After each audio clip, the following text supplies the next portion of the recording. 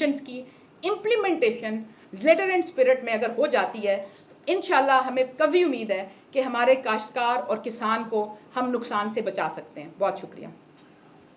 Madam ये आप बहुत अच्छा कर रहे हैं इस पर आपकी गवर्नमेंट, ये बताइएगा कि इसके पीछे आईएमएफ का क्या रोल है? कोई उनको भी दाद देनी है या सिर्फ पंजाब गवर्नमेंट अपनी दाद ही वसूल कर रही है?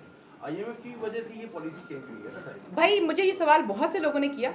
आईएमएफ की पॉलिसी इस साल आई है, पिछले साल आईएमएफ की पॉलिसी नहीं थी। जब हम एक मिनट मेरी बात सुन लें पूरी। जब हम प्रोक्योरमेंट से बाहर निकले थे रिजवान भाई, उसमें सॉरी इमरान भाई, वो रिजवान भाई ये बैठे हुए, उसमें ये था, मैंने पहले जैसे आपसे अर्ज किया, मैंने भी जो ये पूरी स्टोरी बताई ना 680 अरब से लेके ऑनवर्ड्स वाली कर्जे की, उसके पीछे ये इंटेंशन थी वज़ीर आला की पिछले साल प्रोक्योरमेंट से बाहर आकर इसको कर्जे से बाहर लाकर और इसको प्राइवेट सेक्टर को स्ट्रेंथन किया जाए और इनको इंसेंटिवाइज किया जाए, कि इनको इनकरेज किया जाए। देखें क्योंकि अल्टीमेटली ये हमने इंडस्ट्री भी तो रखनी है, और फिर उसके बाद जैसे इस इंडस्ट्री को आगे हम, जैसे वो मैं पहले भूल गई कि हमारे पैकेज का हिस्सा है कि हम इसको वैल्यू एडिड प्रोडक्ट्स जो हैं उसकी एक्सपोर्ट के लिए भी हम अभी, जैसे इन्होंने भी जिक्र किया, हम फेडरल गवर्नमेंट से का, क्योंकि वो सब्जेक्ट है, लेकिन हम हुकूमत पंजाब उनको लिखेगी भी, उनसे मुशावरत भी करेगी कि हम अपनी इंडस्ट्री को वैल्यू एडिड प्रोडक्ट्स की एक्सपोर्ट की तरफ लेकर जाएं। और अभी आज एक फोरम भी मैंने अटेंड किया जिसका मकसद ये था कि वैल्यू एडिड एग्रीकल्चर। उसकी मैं आपको एक छोटी सी मिसाल देना चाहती हूँ, क्योंकि मेरे पास सारी कमोडिटीज़ होती हैं। आजकल प्याज की बड़ी मंदी आई हुई है, सबको पता होगा, प्याज बहुत सस्ता हुआ है। जब एक चीज़, कोई भी कमोडिटी, जब आप, क्योंकि मेरा काम price control and commodities management है, तो मैं ऑनेस्ट बात करना चाहती हूँ, जब किसी कमोडिटी की प्राइस बहुत ज़्यादा गिर जाती है तो मुझे तब भी तशवीश होती है, मैं खुश नहीं होती। अगर एक नुकसान में जा रही हो कमोडिटी और उसकी प्राइस गिर जाए, उसकी रसद जो है बहुत बढ़ जाए और मैनेज ना हो रही हो, ये कामयाबी नहीं है। और उसके नतीजे में कम हुई कीमत कामयाबी नहीं है। कामयाबी वो है जो हमारे काश्तकार को जायज़ मुनाफा मिले और कीमत स्टेबल रहे। अच्छा, अब जैसे प्याज आजकल मंदी में है और 30-40 रुपये भी कुछ इलाकों में प्याज मिल रहा है, 50-60 रुपये भी मिल रहा है, और किसान उसके ऊपर भी तशवीश का इजहार कर रहा है। लेकिन दूसरी जानिब जब मैंने मार्केट में देखा तो हमारे ही यहाँ पर, और जिसको मैं अप्रिशिएट करती हूँ कि ये क्रिएटिव लोग भी हैं, दिमाग भी काम करता है, सलाहियत भी है, तो फिर हम उसको चैनलाइज क्यों नहीं कर रहे। यहाँ पर ये प्याज जो होता है उसको जब आप फ्राई प्याज पैकेट्स में डालकर जो बेचते हैं, जो कि जिसकी शेल्फ लाइफ 2 साल बढ़ जाती है जब उसको आप फ्राई प्याज को पैकेजिंग में ले जाते हैं, तो जो लोग उसको फ्राई प्याज को पैकेट में डाल लेते हैं और वो 700 से 800 रुपये किलो आज भी बिक रहा है मार्केट में। तो इसका मतलब ये है कि एक इंडस्ट्री उस तरफ है जो इसकी प्रोसेसिंग में चली गई और वो एक तकवीयत में भी है और वो नफ़े में भी है।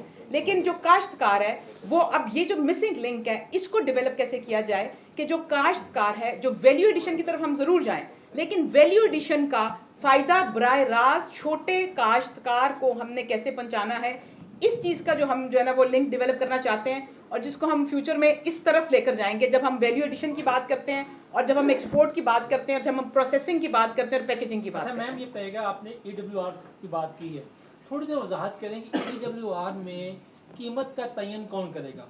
आपका प्राइवेट ऑपरेटर करेगा या गवर्नमेंट ऑपरेटर करेगी? दूसरी बात, आज के दिन में जब आप बैठे हैं फरमा रही हैं, आज के दिन में आपकी EWR के ऑपरेटर्स ने कितने गोदाम सरकारी या प्राइवेट हायर कर लिए हुए हैं? और तीसरा कि आप बात कर रही हैं लिमिट्स के, बाकी अभी यहाँ बैठे हुए जो भी पंजाब के बहुत सारे वहाँ के जो बैंक्स हैं वो जो लिमिट्स दे रहे हैं वो 2100 या 2200 रुपये बेस प्राइस के ऊपर दे रहे हैं, इसका। अच्छा, उसमें एक बात तो ये कि जो हमारे EWR के पास हमारे जो वेयर हाउसेज हैं जो सरकार जो हमारे ऑपरेटर्स को दे रही है वो 20 हैं हमारे सरकारी इस वक्त, जो बिल्कुल इस हालत में हैं और रेडी हैं कि उसको हम बिल्कुल ये हम पायलट करें, और इसका वॉल्यूम अभी हमने खुद ही कम रखा हुआ है ताकि हम इसको पायलट करके देखें कि इसका फ़ायदा क्या आता है। हम बजाय इसके कि एक, हम ये भी कर सकते थे खाली EWR कर दें और कोई चीज़ ना लेकर आएँ, लेकिन हम मल्टीपल इंटरवेंशन में इसलिए गए कि हम EWR को सबसे पायलट करके देखना चाहते थे। हमारा ख्याल है कि अगर हम 1 मिलियन 10 लाख टन कैपेसिटी पे इसको EWR को ले जाते हैं तो ये एक सक्सेस स्टोरी होगी। और उसके अंदर 20 तो हमारे पास सरकारी गोदाम वेयर हाउस इस वक्त मौजूद है जो हम उनको ऑपरेटर्स के हवाले कर रहे हैं। उसके साथ साथ प्राइवेट सेक्टर को हमने इनकरेज किया, उनसे हमने पूछा कि कौन से फ्लोर मिलर्स और कौन सा प्राइवेट सेक्टर है जिसके पास ये कैपेसिटी मौजूद है कि वेयर हाउस हैं और वो उसी एक्रीडेशन प्रोसेस के अंदर से गुजर के अपनी एक्रीडेशन करा सकते हैं। तो उसमें भी अब तक हमारे पास पंजाब में कुछ जो फ्लोर मिल्स हैं उनकी एक्रीडेशन हो भी चुकी है और कुछ का प्रोसेस जारी है। जिन्होंने ये इंटरेस्ट शो किया कि हाँ वो इसमें आना चाहते हैं, और वो खुद ही ऑपरेटर भी बन सकते हैं। ज़रूरी नहीं है कि ऑपरेटर सिर्फ वो हो जो हुकूमत कहेगी कि ये ऑपरेटर्स हैं। अगर एक कोई फ्लोर मिल है या किसी का वेयर हाउस है और वो कैपेसिटी रखता है कि वो उसका ऑपरेटर बन सकता है और वो एक्रीडेशन पूरी करता है, तो वो खुद भी बन सकता है। इसलिए हम प्राइवेट सेक्टर को इसमें भी ओपन इनकरेज करें, जो कि इसी अमल का हिस्सा है। दूसरी जानिब हमारे पास इस वक्त कोई 15 से 16 ऑपरेटर्स ऐसे हैं मौजूद हैं जो मार्केट के अंदर ऑलरेडी हैं और वो हमारे साथ इस प्रोसेस का हिस्सा बन रहे हैं। उनकी भी warehouse already accredited warehouses भी चल रहे हैं, उनकी कैपेसिटी भी हम देख रहे हैं कि कितनी है। तकरीबन हमें कोई 4,90,000 टन की कैपेसिटी कोई हुकूमत के पास है, कोई तकरीबन प्राइवेट सेक्टर की मिला के टोटल कोई 5 लाख टन की कैपेसिटी हमें एक्सपेक्टेड है कि हमें वहाँ से मिल रही है। तो ये कोई तकरीबन 10 लाख टन की कैपेसिटी हम पहले साल में एज पायलट कर सकेंगे, और जिसका हम ये देखना चाहते हैं। और इसमें भी हम क्या देखेंगे, देखें इसमें ग्रेन लाइसेंस होल्डर भी आएगा जो अपना रख सकता है माल, गंदम रख सकता है और उसके अगेंस्ट ले सकता है। लेकिन हमारी सक्सेस ये होगी कि इसके अंदर डायरेक्ट किसान को कैसे जोड़ा जाए, डायरेक्ट काश्तकार को कैसे यहाँ लाया जाए कि वो अपनी कमोडिटी रख कर और वो उसके ऊपर 70% लोन लेकर और वो अपने आप को सस्टेनेबल मॉडल में लेके जा सके। एक और चीज़ आपने क्या पूछी थी? मैंने आपसे पूछा था कि बैंक्स जो है साउथ पंजाब के जो बैंक लिमिट्स दे रहे हैं या बैठे, अच्छा आपने पूछा रेट का तयन कौन करेगा? रेट का तयन मार्केट करेगी, क्योंकि जब हम इसको और जिस वक्त वो जो रेट होगा उस वक्त के हिसाब से होगा, उस वक्त मार्केट का रेट क्या। देखें अब एक छोटी सी बात है, आज आप बहुत से लोग कोट करते हैं मार्केट में ये रेट है, कोई 2100 कहता है, कोई 2200 कहता है, 2400 कहता है। देखिए जिस दिन ये जो पॉलिसी है जो हम सौरभ की इनको इनकरेज कर रहे हैं कि आप लें, ये पॉलिसी बेसिकली हम इसके अंदर इस तरह के मैकेनिक्स डेवलप करें, इसका फॉर्मूला डेवलप करें कि जैसे हम इनको, जैसे फ्लोर मिलर्स हैं उनको हम कहते हैं कि हम आपको 30 दिन के अंदर आपको ये उठाना पड़ेगी ये फैसिलिटी। तो जब 30 दिन के अंदर मार्केट में एक बायर आएगा और वो ये फैसिलिटी को कंज्यूम करेगा, तो उसके जब गंदम बिकना शुरू होगी तो मार्केट खुद तयन करेगी उसकी प्राइस का, और प्राइस ऊपर जाएगी, प्राइस बेहतर होगी। तो उस वक्त पे जो प्राइस है मार्केट की, उसी के हिसाब से उसका जो है EWR चलेगा। इसमें जो मैडम ये होर्डिंग करते हैं उसके ऊपर भी पहले भी हमने देखा कि हुकूमत कार्रवाइयाँ करती रही है। अभी आपने ऊपर मार्केट पॉलिसी दे दिया, जितनी फ्लोर मिल जितनी चाहे वो स्टोर कर सकते हैं या कोई आम आदमी स्टोर कर सकता है। यहाँ पे अक्सर देखा है मुख्तलिफ महकमे छापा मारने पहुँच जाते हैं, फिर वो अपनी दिहाड़ियाँ लगाते हैं कि तुमने अपने घर में इतनी बोरियाँ स्टॉक की हुई हैं।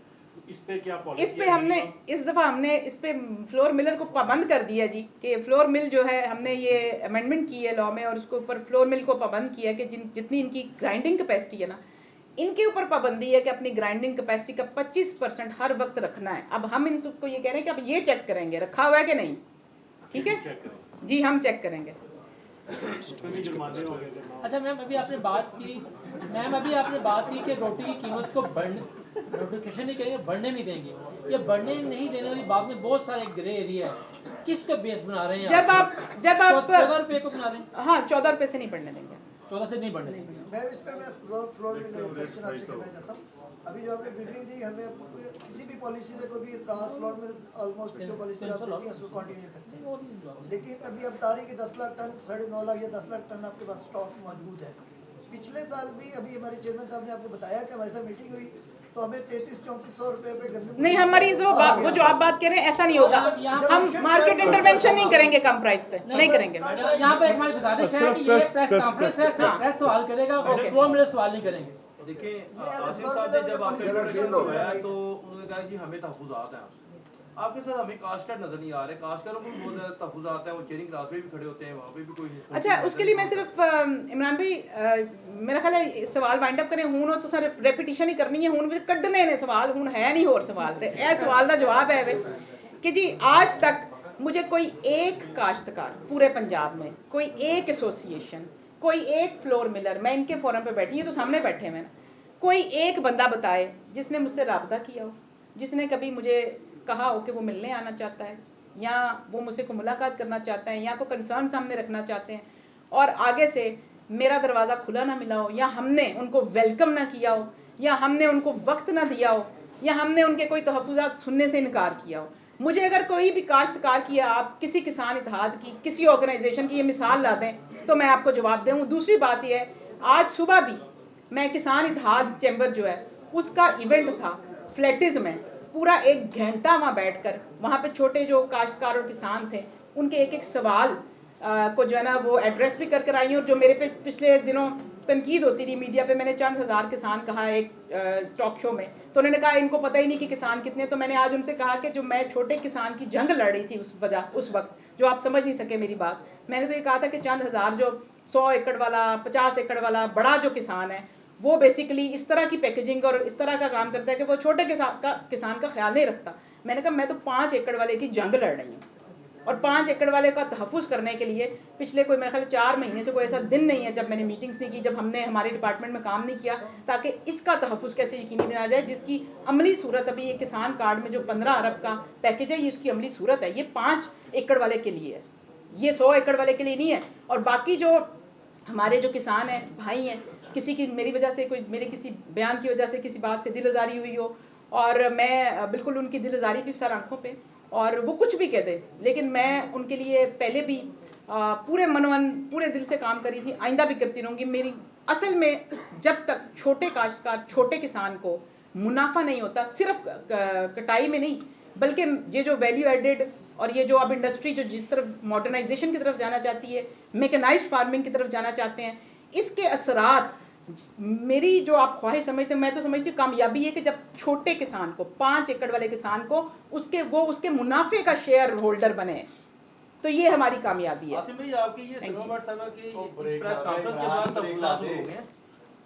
देखिए, उससे पहले बहुत सारी चीज़ें थी, क्योंकि पिछले 20-25 दिन से या महीने से जो हमारा एक